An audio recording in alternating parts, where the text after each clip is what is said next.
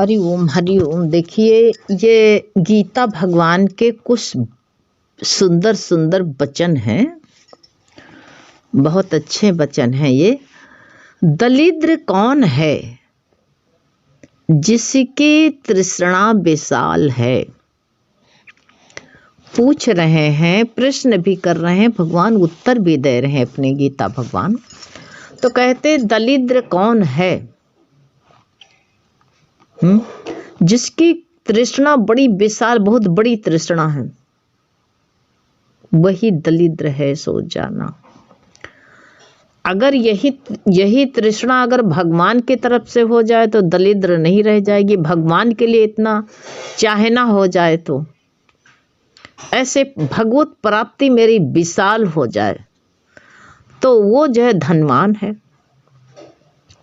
लेकिन जिसकी तृष्णा बहुत ही बढ़ती जा रही तृष्णा, वही जो है दरिद्र है, समझ जाओ।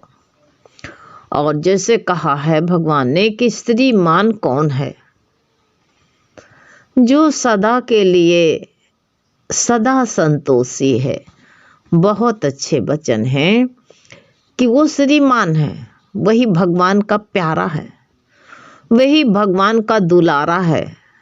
जितना भाई उतना ही तो मिलेगा जितना मेरी प्रारब्ध में है। और जैसे जिद कर दे कि हमें और चाहिए, जैसे कोई ऑफिस है, ऑफिस में जो है मान लो कोई उसमें का अधिकारी है और उसको ज़्यादा तनख्वाह मिल रही, और चपरासी जिद करे नहीं हम वही तो ये इसी में है, हमको भी चाहिए, हमको उतनी ही चाहिए, हमको उतनी ही चाहिए, तो क्या जायज़ है? क्योंकि तृष्णा के कारण ऐसा कह रहा है ना, वो उसकी हवस अपनी औकात नहीं देखता है कि मैं क्या हूँ। इसलिए जिसकी जितनी जिसके पास में जो भाग्य प्रारब्ध है, जो उसी में संतुष्ट है, उसी में संतुष्ट है।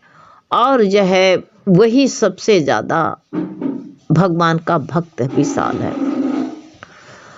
घोर नरक कौन सा है बताओ? संदेह ही घोर नरक है।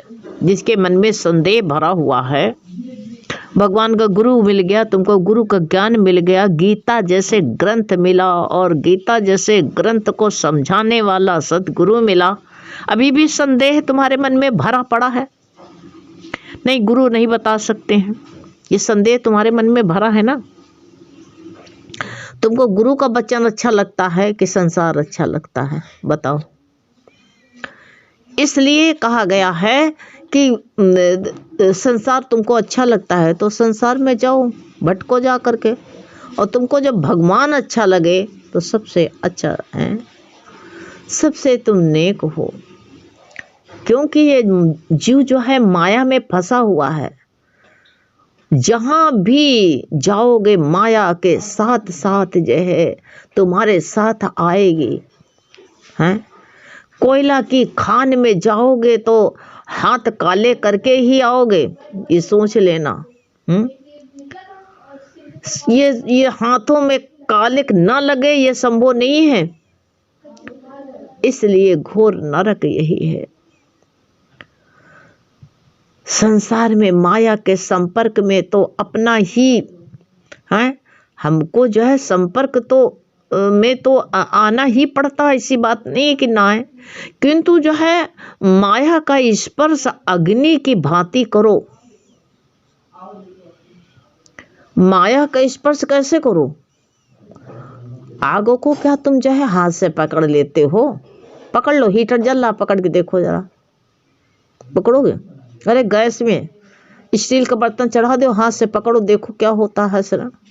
आज ही हमने एक कटोरी में सब्जी गर्म कर रहे थे, भूले से पकड़ लिया, मेरा हाथ भस्म हो गया, अंगूठा पूरा, और फेंक भी दिया। अब जलेगे तो फेंकोगे, है ही, सब्जी भी ना जाएगी। कैसे उसका स्पर्श कैसे करोगे? हैं, जैसे अग्नि को चिमटा से पकड़ते हो, जैसे कि जो है चिमटा से पकड़ करके हाथ से नहीं पकड़ते हो। अंगारा पड़ा होगा, हाथ से पकड़ोगे, और पकड़ोगे तो क्या होगा? बहुत बड़ी हानि हो जाएगी। उसे अपने विवेक रूपी जो है चिमटे से पकड़ो। माया खराब नहीं होती है, अच्छी होती, वो ना हो तो कोई काम ही ना चले। माया बहुत समान होता है, रुपया, पैसा, घोड़ा, हाथी, जमीन, जड़, सब माया है। नाते, रिश्ते, बेटा, बहू। लेकिन ये बात थोड़ी कि इसको छोड़ के भागो, नहीं, छोड़ के भागने वाली चीज नहीं है ये। इसको अपने संपर्क में ले लो, लेकिन कैसे? विवेक रूपी चिमटा से पकड़ो उसको। माया हमारे पीछे, हमारी जगह बताने परछाई की तरह है,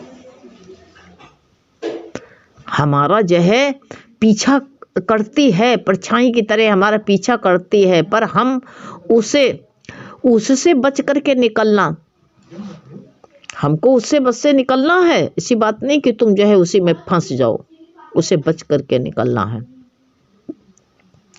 और ईश्वर के पीछे लगना है। कुछ करना नहीं, भुल्ला सा रब के कथा पावना, उठा से उठा के इधर लगाना, इधर लगावना। यानी क्या है? भुल्ला धान की रुपाई कर रहा था, भुल्ला सा, तो कुछ कहीं गया नहीं खोजने के लिए। कहा रब कैसे मिलेगा? तो कहा धान की पौध उखाड़ के एक जगह से दूसरी जगह लगा रहा था। कहा बस उठा से उठा के था पटक दो बस, यानी उधर से उखाड़ो इधर लगा दो। ऐसे मन को जो है माया हमारे पीछा करती है, लेकिन बच करके निकलना है हमको और ईश्वर के पीछे लगना है। हम ईश्वर का पीछा करेंगे तो माया हमारा पीछा छोड़ देगी, ये समझ जाना।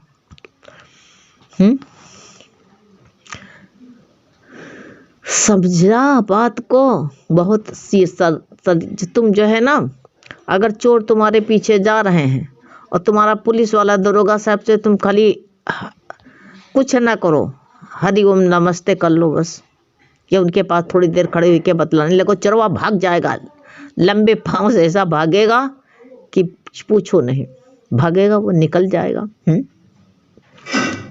तो और ये भी कहा गया है ना, वो हमारा पीछा अपने आप छोड़ देगी, लेकिन कंचन और कर्ता दो ही वस्तुएं में है, जो कहते निहित है ये माया, जिससे निकलना मन को बहुत ही कहते हैं कठिन है। तभी गुरु ने कहा निकल के आ गए तो शांति प्राप्त कर लेते हो, और नहीं तो फंसे पड़े रहो उसी में।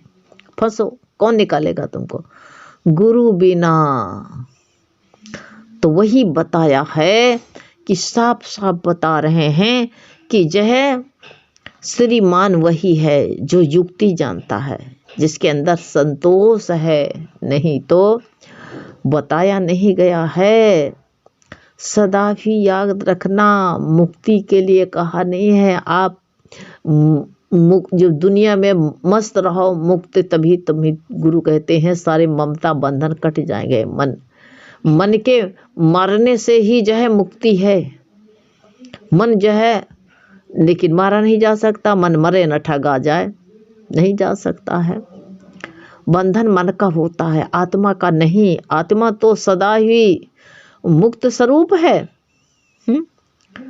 घर द्वार त्यागने की आवश्यकता नहीं है, समझने की आवश्यकता। क्या समझते हो? क्योंकि प्रारब्ध के लिए ज्यादातर कर्म तो घर में ही। ये बताओ, हमारे कर्म जो होते हैं ना, जिनके साथ हमारा प्रारब्ध जुड़ा हुआ है, तो ज्यादातर कर्म घर में ही करने हैं। घर में ही सावधान रहने की आवश्यकता है। बाहर तो जिससे मन मिला से बात किया, नहीं मन मिला तो छोड़ के चल दिए। इंद्रियों को रोकने से ही काम नहीं चलेगा। वासना का निशेष हमको नहीं, हमको वासना का विशेष करके निशेष करना है। बल्कि कहते इंद्रियों को ईश्वर की तरफ लगाना, मोड़ देना, और कुछ करने की आवश्यकता नहीं है। करना करना करना, ये झंझट एक और हो जाता है। तो भगवान ने बताया, श्रीमान ऐसे ही इंसान होते हैं जो युक्ति जानते हैं, हैं, ये माया को जो है विवेक रूपी चिमटा से पकड़ते हैं, अग्नि की तरह स्पर्श करते हैं तभी तो और संतोष में रहते हैं। कौन सा रोग अधिक कष्टदायी है? भगवान गीता के वचन। कौन सा रोग अधिक कष्टदायी है? समझो, जन्म धारण का रोग जो है अति अधिक जो है कष्टदायी है। जन्म, जो इंसान इस दुनिया में तुम रह रहे हो, मस्त से लड़का है, बच्चा है, घर है, द्वार है, सब बनाते हो, हैं, यही जो है, और जो है मौत आती झटक ले जाती है। इंसान जब जीव जब जाता है, घर वाले बिलखते, जिससे मेरा स्नेह हो जाता, प्रेम हो जाता है। इसीलिए ऋषि मुनि घर गृहस्थी शादी विवाह नहीं, सन्यास ले लेते। कोई रोता है, घर वाले परिवार वाले, ना जाओ भैया, इसी दिन खातिर तुमको प्रलोभन देंगे, भैया तुमको इसी दिन खातिर पैदा किया था, सेजा पाला है, तुम्हारी गंध उठाई, तुम्हारे तेल उपटन लगाया, कैसे प्रलोभन देंगे हैं, तुमको प्रलोभन दे दे के फंसाएंगे। लेकिन जब सच प्रभु से लगन गुरु से लगा बैठे, जब लगन लग जाती है परमात्मा प्राप्ति की, कोई किसी जन्म के पूर्ण उदय होते हैं, तब ऐसा विचार बनता नहीं, बन नहीं पाता, लाख कोशिश करो इंसान नहीं बन पाता है, लाख कोशिश के बाद में भी नहीं वो बन पाता है। सोच लेना, ये कोटि जन्म के जो है कर्म जो है अधिक जो है हमारे पूर्ण उदय होते हैं, तब जा कर के बन पाता है। तो सबसे ज्यादा ये सबसे बड़ा रोग है, अधिक कष्टदायक रोग यही है, जन्म धारण करना, जन्म लेना, यही रोग अत्यधिक जो है कष्टदायी है। आओ तो सबसे मोह हो जाता, ममता हो जाती है, अपना सारी दुनिया का जो है इंसान जो है सबको पीछे करके एक कुंवारी कन्या को अपना अर्धांगिनी बनाता है, लेकिन उसको भी छोड़ के चल देता है। या तो अनबिन होती है तो वो छोड़ के चल देती है, उसका मन तुम्हारा मन नहीं मिलता, तुम उससे बहुत दिल मिलाते हो लेकिन उससे तुम्हारा नहीं मिलता। तब गुरु ने कहा वो वैराग्य थोड़ी होता राजा भर्तरी की तरह, मारे कहोगे हमको दूसरे को मुँह देखने नहीं, हम तो सन्यास ले लेंगे, लेकिन चिंतन उसी का होगा, उसी के चिंतन में घुलते रहोगे, उसी के चिंतन में मरते रहोगे, उसी के चिंतन में मरते दम तक उसी का याद रहेगा। इसलिए जो है ये संतोष, ये कष्टदायी, सबसे ज्यादा कष्टदायी होता है। जन्म धारण करने का जो अत्यधिक कष्ट है सबसे बड़ा दुखदायी है। रोग की औषधि क्या है? सबसे बड़ा जो है जन्म धारण करना, जन्म लेना ही सबसे बड़ा कष्टदायी दुख है, बीमारी है, ये रोग है। लेकिन रोग की औषधि क्या है? परमात्मा के स्वरूप का बार बार चिंतन करना, उसका स्मरण करना ही इस भव रोग रूपी औषधि है, और कोई नहीं छुड़ा सकता है। जिसका सहारा पकड़ते हो सब छोड़ के जा रहे हैं। कब तुमसे मुंह मोड़ लें ये? कब ये जैसे पानी, किसान जो है पानी नाली बना करके पानी जो है अपने खेत तक पहुंचाना चाहता है, लेकिन जरा सा चूक गया तो सारी नाली का पानी दूसरी तरफ बह जाता है, उसकी किसानी में, उसके खेत में काम नहीं आता है। बताओ, नहीं आता है। इसी तरह कहा गया है कि कहाँ किससे जो है मन लगाते हो, परमात्मा का बार बार चिंतन और स्मरण करो। अगर करते हो तो यही सबसे बड़ा भोग, रोग रूपी जो है औषधि सबसे बड़ी है। जो श्राप का बदला नहीं लेता है वही संत है। किसी ने श्राप दे दिया, उसका बदला क्या लोगे? श्राप दिया, कहा जाओ तुम जैसे अजगर बन जाओ, तो उनको नहीं, अब नारद इतने बड़े भगत थे लेकिन सर्प का बदला ले लिया। उनका बंदर हरि जैसे मुंह बना दिया, लेकिन उनको श्राप दिया। महान प्रभु इतने शक्तिशाली होते हुए सब कुछ अनर्थ हो सकता था, उनको नारद को भस्म कर सकते थे, लेकिन श्राप का बदला नहीं लिया प्रभु ने। महान संत हैं राम। अपना ही विरोधी, जो विरोध करने वाले को जो क्षमा कर दे, जो अपना विरोध करता है और विरोध करने वाले को क्षमा कर दे, वो ही संत, सच्चा संत वही है। सहन करना संतोष का धर्म है। सहन करना संतों का धर्म है। सहन ही करो, सारी जिंदगी सहन करते रहो, अभी भी सहन करो, आखिरी दम तक सहन करो। हैं? शत्रु को शत्रु भाव से नहीं, ये भाव रखे कि उसमें भी तुम्हारे हमारे शरीर में प्रभु का ही वास है। जो शत्रुता रखता उसके शरीर में भी प्रभु का भाव है। ऐसे रखो और कुछ करने की आवश्यकता नहीं है। ये गीता भगवान के वचन है जो दिया है प्रभु ने। इसलिए कहा है परमात्मा में चित अपना लगाओ। सर्वश्रेष्ठ भक्ति यही है और कोई भक्ति नहीं है।